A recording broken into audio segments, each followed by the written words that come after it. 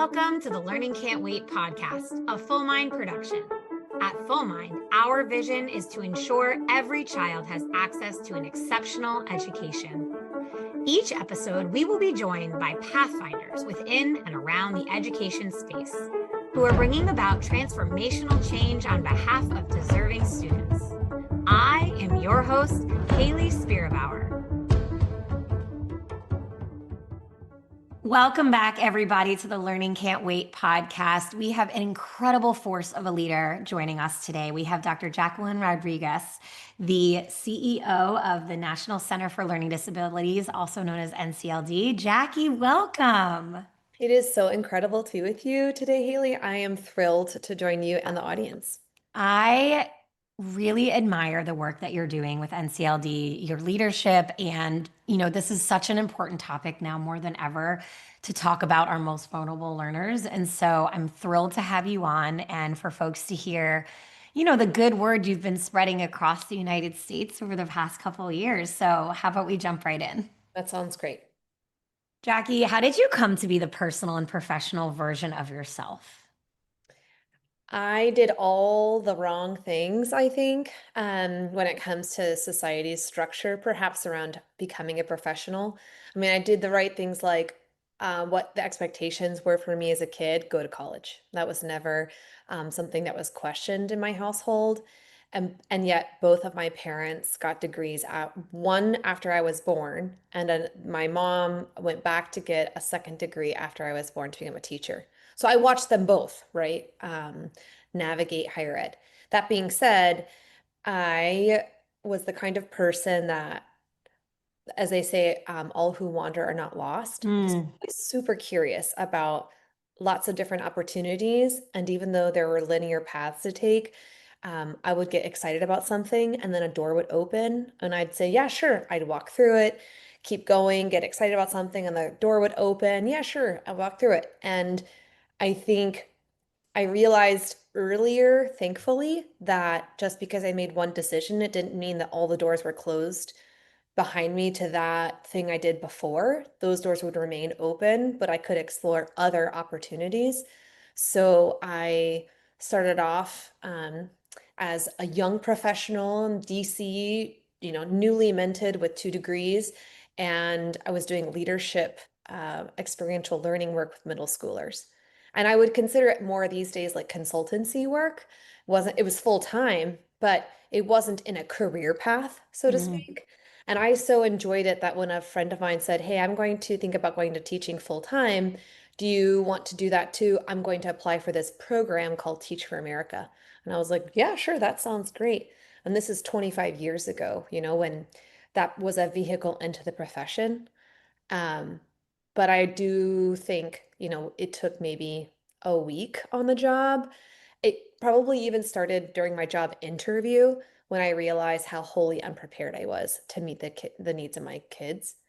Um, I went through a summer program where I worked with preschool, early childhood students in early intervention that was attached to an elementary school, but then I was placed in a high school in DC, working with kids of a variety of disabilities and almost all second language learners. Not all the same second language, just all of them multilingual learners. So I remember in my job interview, I asked the person running the special ed department, okay, I have an IEP. I understand what that is now. I'm going to get my master's degree in education. Just help me understand what the formula is to figure out how many hours a week a student should receive services. And her face looked like I had asked her why the sky was orange. She was like, I don't comprehend, does not compute. And when I further continued in different ways to ask the same question and kept getting the same answer, there is no formula. There is no exact science. I thought, oh my gosh, this is not just an art and a science, but I really need to know my student. I need to understand the school community, I understand the parents, everything. And that's when I realized I have so much left to learn. So I got a master's degree, and then somebody offered me a job in a charter school. And I thought, yeah, that sounds like a great idea. I want to reach my kids earlier. So I did it. And then my dad became ill, and I thought, I'm going to go teach English overseas. And I got into the program and chose to stay back to help him out and my mom out, and became my mom's sort of volunteer. She came home to take care of my dad. So I stepped in as her general education teacher. So within Mm. like 5 years, I had like these different roles, but I was getting to know the community really well. And then while I was her general education teacher at elementary school, I was like, you know what? I'm going to try out for another degree. And I applied for a PhD program. I applied to one school, hoping I'd get in. And when I did, I was like, oh, okay, another door. Just walk in and see what Yeah. this is like. So that's been my sort of MO. When somebody says, do you want to try this out? And I think I could bring added value, I've just always said yes. And, worked really hard to make sure I did bring added value. Yeah, your path is more common today than not in the sense that I'm also a Teach for America alumni, and I had a similar experience where I realized very quickly how unprepared I was to do the work I needed to do. And I do think there's been a lot of evolution in the Yeah. organization in its Yeah. preparatory work, but back when you and I were doing it, maybe not as much. And but what I think is really unique about the path that you've shared here is it sounds like you were open to the world directing you, and that has led you to have experiences that, because you're so curious, have Yeah. deepened your opportunity to learn. I'm wondering how you wound up at NCLD and Mhm. why you chose this as the next part of your journey. Yeah. Um, so that's a funny story. It's probably another example of why I keep walking through doors because it just keeps working for me personally. Um, I learned early on as a young kid, my dad is a refugee in the sense. He immigrated from Cuba as a young child after the revolution when essentially they were kicked out of their homes. And my mom grew up overseas as a military brat, um, and I understood the world in a way that I think most of my peers had just not experienced. My house was full of artifacts and stories and experiences. And so I've always yearned to learn more about people and community and difference. What makes people, quote, different, and what is the through line for all of us? So, um, I came to NCLD after another sort of like a moment when I had called a previous employer at AACTE. I called their president and asked to be a volunteer. I'd love to just volunteer. What can I do more for the organization? And at the time, she came back and said, "Hey, I'd like you to join. Like, I want you to come in as the new VP for this space, like this education research development space," which was really exciting. But it brought into my scope of understanding of the world because I was no longer in this very um, myopic, so to speak, special education area, right? I had come from the university where I became a faculty member at William and Mary. I was teaching kids about disability. I was teaching pre-service teachers. I was teaching law school students about disability and legal law. And I was getting the scope of special education out to people who are going to be influential to the students that I was serving. But then when I went to AACTE, it became like, oh, I am now a generalist. I need to understand all of the content areas, all of the things going on in the field, teacher preparation on down. And I loved it. I really loved it. But it forced me to recognize how interconnected all of the spaces within the small field of education, and how influential and how they rely on one another to do well. And if one lever doesn't get pulled, another lever can't move. And so when Lindsay Jones announced she was heading to CAST, who I had worked for years and years ago, I reached out and thought, this is at NCLD, this is the job I want. I'm going to come back to my professional roots as a disability advocate, but I'm going to work very specifically with kids who have learning disabilities, which is where my master's degree is in. And I now understand the field better. I know the people and the levers they pull let's make sure that kids with LD really get the time, space, resources, and the kind of professional knowledge that they need by pulling in all of the things that influence them. So I was lucky too, I think. You know, when you say LD or learning disability, it harkens me to a time where I was talking about the topic of the diverse needs of learners and tools that ed tech companies create and whose needs they really meet. And one thing that I felt I needed to spend a lot of time on is this idea that LD is actually a really broad term. So can Mhm. you talk a little bit about the scope and breadth of the definition of learning disabilities and some of Yeah. the common misconceptions people have about this term? Yeah. So misconceptions are based on people's lived experiences. And I think they're as widespread as saying general education or regular education, right? I am a very strong proponent of saying people are in the general education setting, they're not in the regular setting. Mm-hmm. And so when people think about learning disabilities, they include things like ADHD and anxiety and specific struggles that kids have because they learn, quote, differently. That being said, learning disabilities are a brain-based, lifelong, and sometimes pretty misunderstood disability category. They impact reading, writing, and mathematics.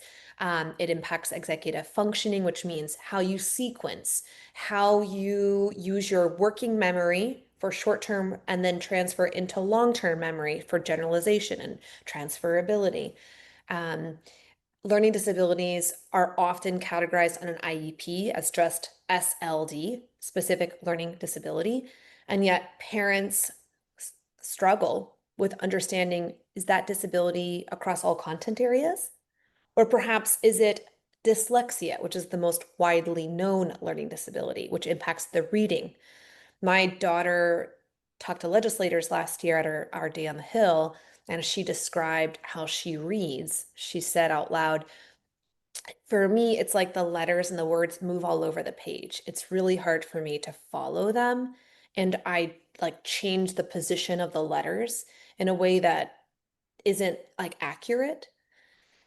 Other parents see themselves with an LD identification or IEP and their child struggling in math. And that is often identified as dyscalculia. It doesn't mean that the child doesn't also have dyslexia or other learning disabilities, but that's a very specific area of mathematics where we're talking about number sense, really understanding the symbol and the quantity. Sequencing is still often a struggle.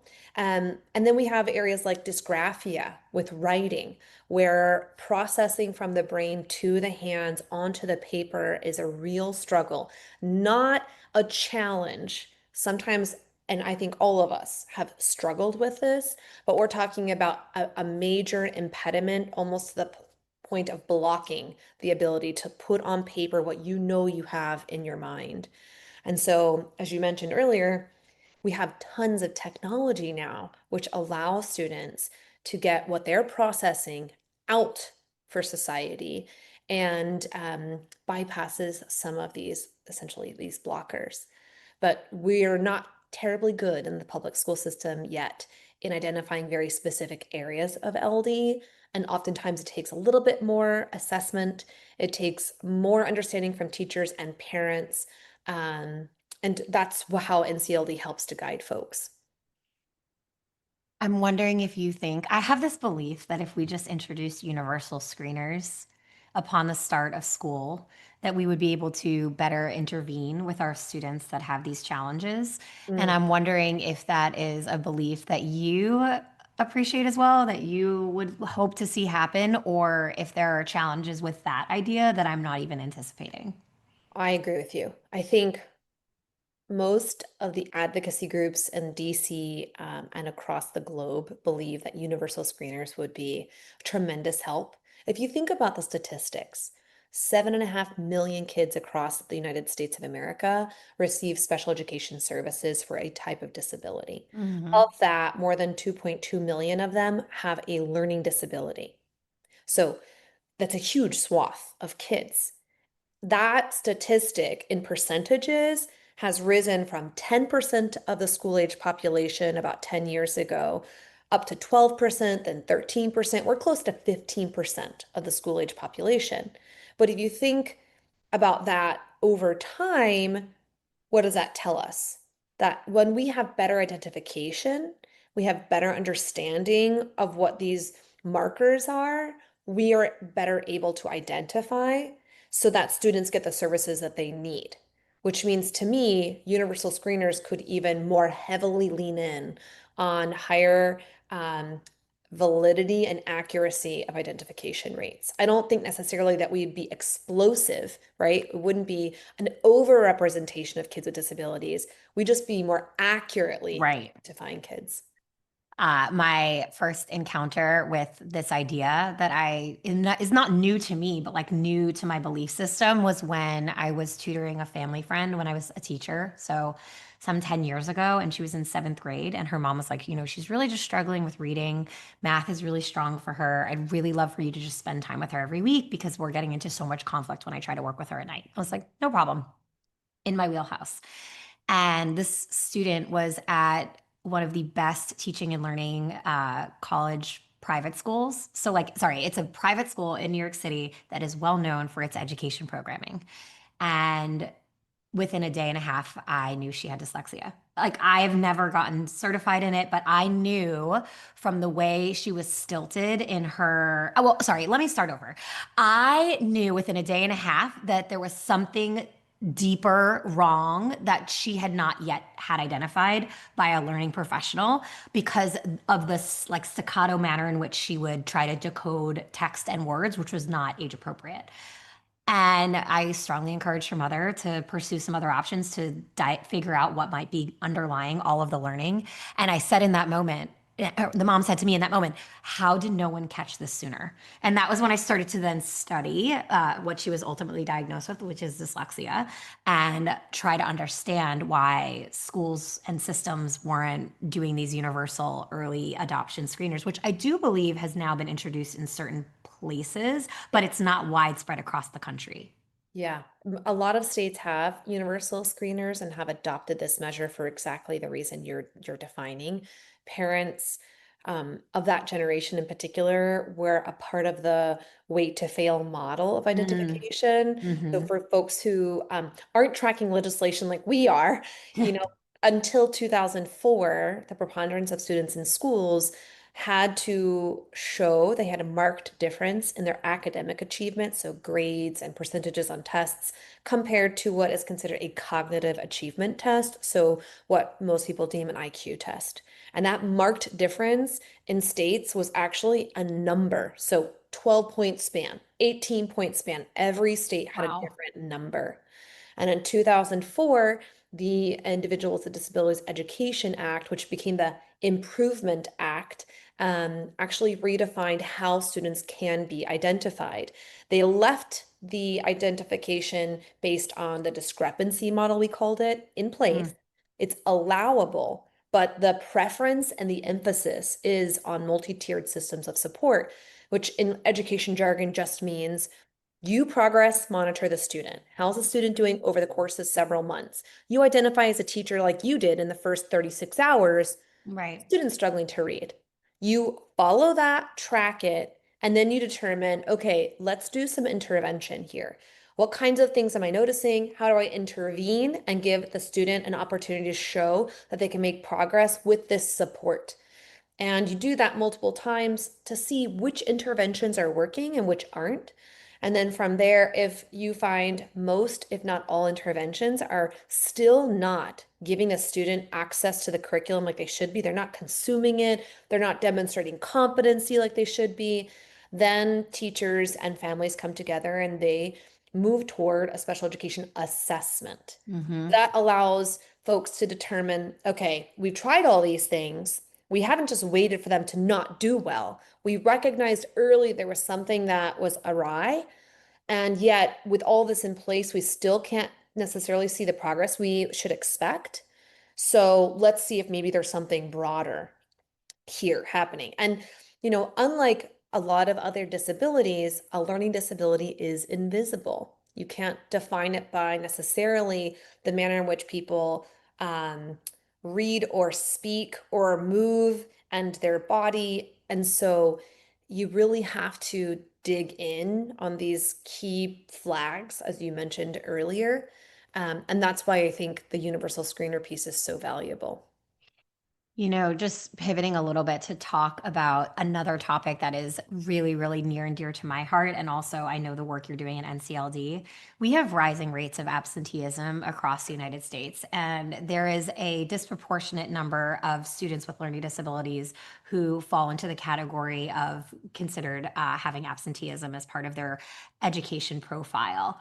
I'm wondering if we could talk a little bit about some proactive instead of reactive things schools can do to support learners who may have disabilities and are experiencing some of the signs of absenteeism, which ultimately lead to dropout.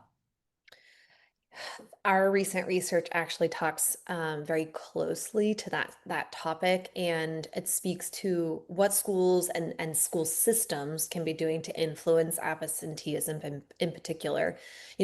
When a student is identified with a disability, one of the disqualifying places or factors is a lack of instruction.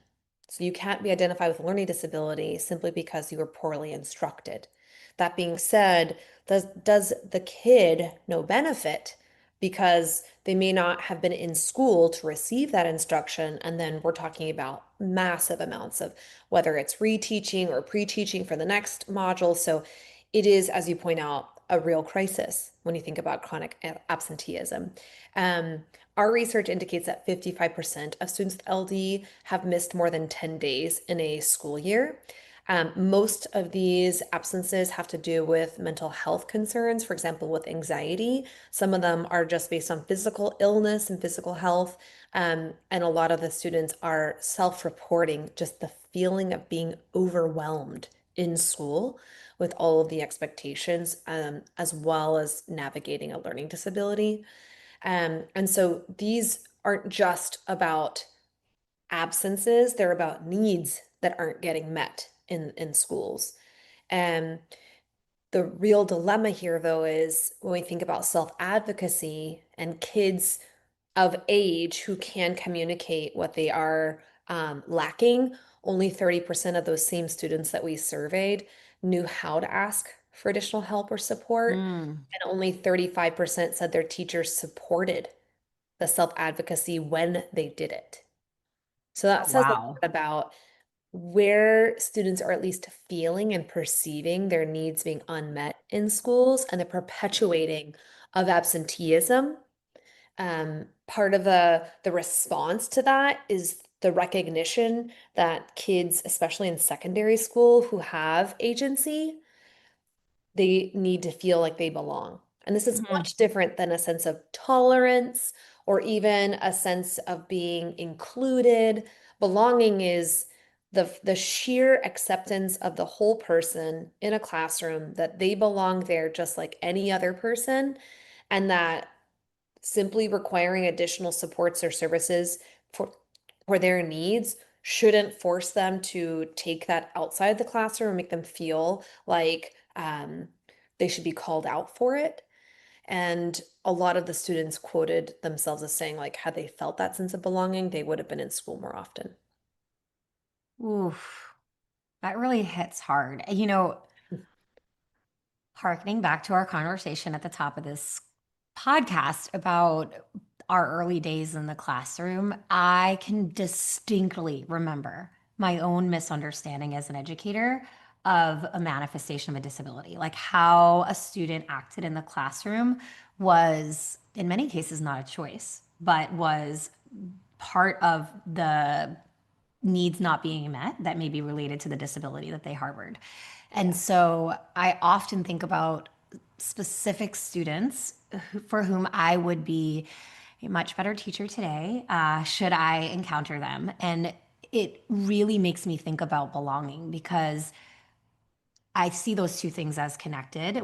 As an educator, you don't have the skills, mindset, and knowledge to know why a student is acting a certain way. It may often may not allow you to fully see that child as they are and make them feel welcome. And I'm not saying that this is like widespread. This is definitely just my experience.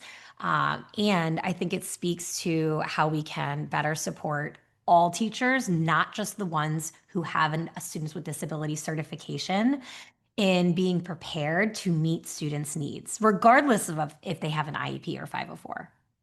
I mean, I literally could not agree any more. When I say these things about absenteeism or about identification or about supports and services, I hope folks know this is not a condemnation around Sure. the teaching profession. As a teacher myself, I too felt like, wow, had I only known. Mm, I think what we as a nation have to face is the fact that we have penalized people going into the profession with low salaries. Um, People can't take advantage of benefits plans because they can't actually let go of any of their take-home pay. mm-hmm. They're not they're not financing their own retirement. Yeah. I have a friend, colleague, teacher who has two additional jobs on top of Mm, her teaching job. right. And then when we think about the preparation just to move into the profession, Mm-hmm. the degree costs for education are the same as any other field. And those that need to take out student loans are faced with not only low salaries, but also loan payments on top of that. The federal government has just canceled significant portions, not all, but a significant portion of IDEA Part D grant making, which helps with personnel preparation. And we already have a shortage of educators. It used to just be in special education. We could talk about that all day long. Mm, Now we're seeing shortages across content areas. yeah. And so we are not, as a nation, undergirding a professionalized education profession and career path that encourages more people to walk into it, mathematic majors, science majors, etc., because the return on that investment is so low. I mean, the love and of knowing like you're gonna make a person, like you help create a person's future is tremendous. But it's really difficult to do that when you can't save for retirement. Yeah. So I think so much about how we're professionally preparing people for day one and how we do need both a general educator and a special educator. The general educator should understand how to meet the needs of a kid with a disability in their classroom. They should, by virtue of preparation, right? Like they can't just magically own it on day one. They need to prepare, somebody's preparing Yes. them for that. Yes. Then we do need specialized educators in the same vein who can dig in more deeply so that all the kids get what they need. And the root of it isn't because my kids in this classroom, they're not getting what they need. The root of it is we have few people going into the profession, and therefore people in the profession are owning much more than the teaching job that they've been interested in. Yeah, this is definitely a big topic, Oh, right? When we talk about teacher shortages, which I talk about all the time, yeah. it is a core part of the work I do today, and it's a special interest of mine because teaching is the best job and the most important job in the world, and everybody can think back to a teacher that either made them or broke them. So, having a great teacher who feels valued and well compensated and can focus there on the craft and what they love to do is so important. And there are many barriers today, you've named a whole bunch of them, that are preventing this profession from being to being at its peak. And there's so much data that shows us, how many teachers today still would never recommend being a teacher to their own child, which is so heartbreaking. I remember when that PDK survey came out, I think it Mm, was the first time ever that majority of educators said they would not recommend it to their children was, yeah. I think, during COVID. Yes. And I remember thinking to myself, we've turned a really bad tide. This is not going to be an easy one to pull back. Yeah. And I think parents, by and large, want their kids to have more and be more and Mhm. feel more than they did. That's the job of the parent, right? I want you to have a better life than I did. Mhm. And if we don't start treating educators, to your point, as the profession that makes all other professions, Mm. my last boss, Lynn Gangone, used to say that education is America's, like, it's our democratic response. They are the first responders of Mm. democracy, right? Yes. If we don't start treating education as a profession in that vein, we're going to not only see fewer people going into the field, but what we're already seeing is this bifurcation of public private and people wanting to go to private schools, Mm. not recognizing that private schools don't have to abide by certification requirements. Mm. They don't have to abide by the civil rights of kids with disabilities. They often don't provide services because they're not legally required to do so. And so you have this shift in parental perception around schools when what we should be doing is helping fund schools to the degree necessary that they can be successful because they can be. The structure is there, but that's right now a debate for Congress. Mm. Mm. Such powerful words, Jackie. Um, I don't want to dismiss your comment by asking the question I'm about to ask next because your comment is really, really powerful. And again, it could be a whole other series of podcast episodes, but I do want to ask you because you're speaking a little bit about the perspective of Congress and the government and the impact that their decisions have on our students with learning disabilities. So I'm wondering if you had the power to launch one national initiative tomorrow, what would it be to ensure that learning students with learning disabilities thrive in high school and beyond? This is a real tough question because it would be like a one, two, three, four, as opposed to like one thing. Um, I think I would, I think the easiest thing, the lowest hanging fruit here with the greatest return on investment would be to have people who want to enter the profession of education do so like a Peace Corps and AmeriCorps where it is funded and you have a 5 year degree, not a 4 year degree. So you have true, and maybe it's not a master's that you get after the 5 years, but it's enough time for you to be on the ground as a resident or an apprentice with a master teacher, learning the art and the craft and the skill behind teaching while receiving a salary that's commensurate with your, labor. And all of that is paid for. I would want us to have like a moment where Rosie the Riveter comes out and says, the greatest defender of democracy is a professional education system where all educators are professionals. And while they are currently professionals, they are paid that way and they are prepared that way. And we have people who walk into the profession knowing they want to be an educator and that pathway is outlined. They know they're going to have to also take like additional coursework to become specialized in an area like multi-language learners or special education. And they know that on day one, it's not just up to them. They're there Mm. as a master teacher. There are two people in that classroom, and they are learning from somebody who is nationally board certified that knows how to really reach every kid. And that after 2 years of doing that, then they lead their own classroom. But throughout that process, they have the supports in place, professional learning communities and the coursework with faculty, and they have a salary that they can subsist off of. Mhm. I would start with educators. That is a really amazing idea. And the Mhm. way that you framed it with the different aspects of professional learning while ensuring they have the financial supports and the space to learn and grow is really wonderful to think about. I'm wondering, as a final question, Jackie, what advice you would give students with disability certified educators starting their career today? You are absolutely necessary.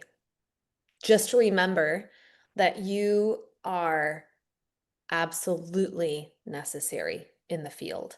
And your job may be one of the hardest jobs on the planet. And the recognition and even the line of sight on the outcomes is going to happen far, far after you start. You're not going to see this immediate accolade or merit or, oh my gosh, this happened, so I know that what I'm doing is making a difference. It's going to be when that kid comes back and talks about their path and that one conversation you had with them and how it stewarded their decision making. It's going to be how a family helped navigate a process that they were not only new to, but terrified of, and then came back to you and said, hey, I also helped somebody down the street do the same thing. Mm. And it's going to be when you, after 5 and 7 and 9 years, realize that you really know what you're doing. And the part of joy that you used to get just from the students responding, you now also get from continuously learning and bringing something new to the table. And you feel joy because you're like, wow, not only do I do this well, but I'm doing it even better every single day. And don't worry about the latent outcomes. You're necessary. Keep moving forward. Everybody will come back and remember what you did for them. Jackie, this has been such a delight and a pleasure, but also such a reminder that people like you are doing incredibly important work to advocate for our most vulnerable learners and the systems that we have to support them. So, first of all, thank you. And thank you for coming on the Learning Can't Wait podcast. I'm so grateful. I'm so grateful. I was thrilled for the invitation, but even more so now, I really appreciate you continuously pushing the idea that we have to be talking about these things or else we can't do anything about them. Yeah. So I appreciate you for inviting everybody to the table to have these conversations. Thank you for saying that. And thank you to everybody who tuned in today. Thanks for listening to the Learning Can't Wait podcast. If you like what you heard, please rate, review, and share this episode. Be the first to know when we have a new episode by subscribing wherever you listen to podcasts. If you'd like to be a guest on the show or have a suggestion for an episode, email us at podcast@fullmindlearning.com.